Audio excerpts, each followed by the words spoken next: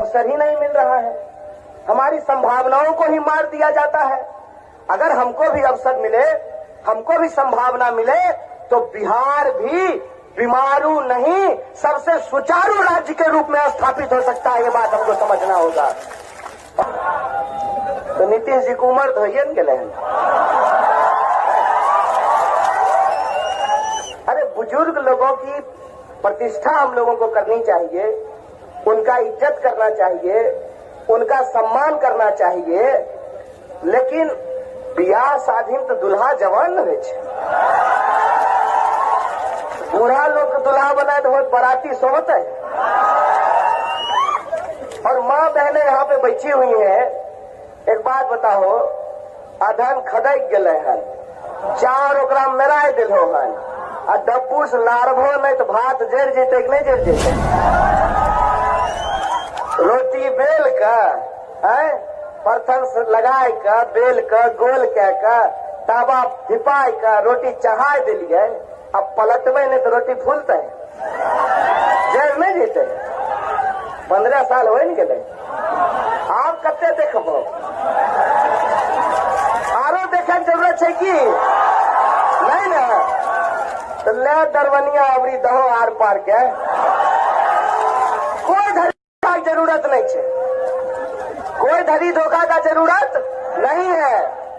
बिहार की एक खासियत है, जब भी हम लोग किसी को दिल से लगाते हैं ना तो भरपूर लगाते हैं, और मौका भी देते हैं तो भरपूर देते हैं। तो 15 साल दिए, अब हो गया, अब दूसरे को देते हैं। बदलाव होना चाहिए कि नहीं होना चाहिए? हाथ उठा करके बोलिए, सरकार बदलनी चाहिए कि नहीं बदलनी चाहिए? तो इससे अच्छा मौका मिलेगा। हमारे यहाँ बेगूसराय में इप्टा एक गाना गाता है कि फिर आया वो वक्त पुराना, सबको सबक सिखाएंगे, और जो निशान आपके सामने में हो महागठबंधन का, उसी पे बटन दबा करके अपने प्रत्याशी को जिताएंगे।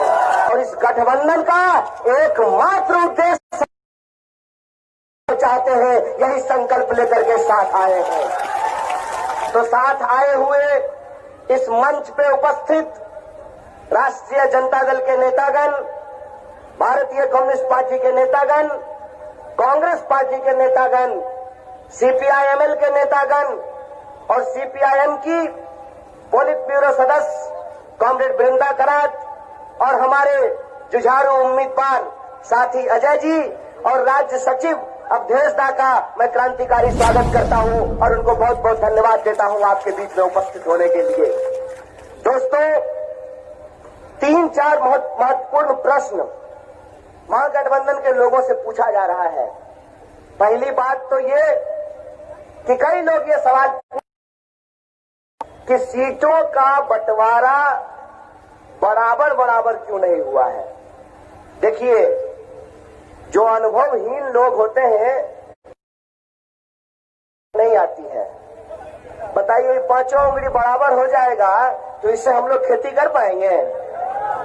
जो काम अंगूठा का है वो काम कानी उंगली नहीं कर सकती है, और जो काम बीच वाली उंगली का है वो काम दूसरी उंगली नहीं कर सकती है। सवाल संख्या का नहीं है, सवाल नंबर का नहीं है, सवाल उस कोशिश का है जिससे हम बिहार का सूरत हाल बदलना चाहते हैं। उसके लिए हमने ये संकल्प लिया है।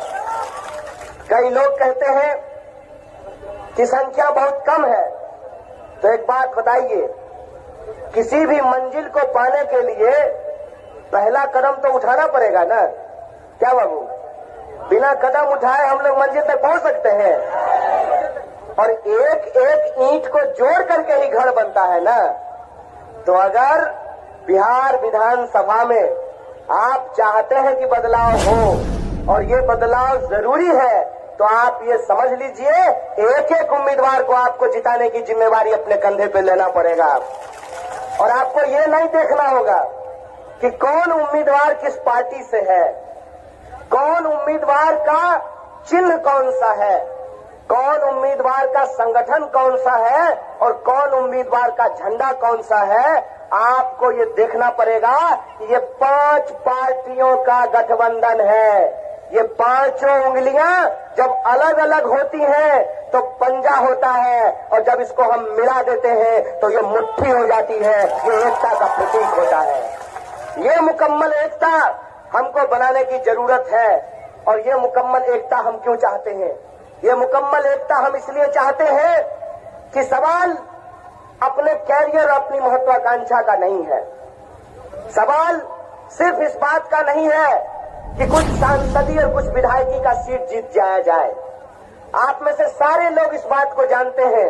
अपने अपने दिल पे हाथ रख करके सोचिए, सरकार तो बनती बिगड़ती रहती है ना, चुनाव तो होते रहता है ना, लेकिन सरकार अगर सिर्फ बनती बिगड़ती रहे, चुनाव होते रहे, तो इससे काम चलने वाला नहीं है।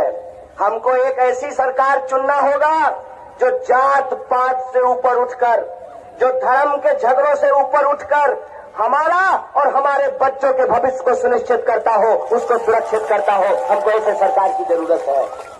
बुजुर्ग लोगों से पूछिएगा, वो आपको ये बात बताएंगे कि सालों बाद बिहार विधानसभा चुनाव में जात की नहीं, रोजगार की बात हो रही है। ये बात उनसे पूछ लीजिएगा। सालों बाद आप उन लोगों से यह अनुभव साझा कीजिएगा कि कई तरह के राजनीतिक दल एक साथ अगर आए हैं तो उसका एकमात्र उद्देश्य है। तो आप एक बार सोचिएगा कि आप मतदान क्यों कर रहे हैं।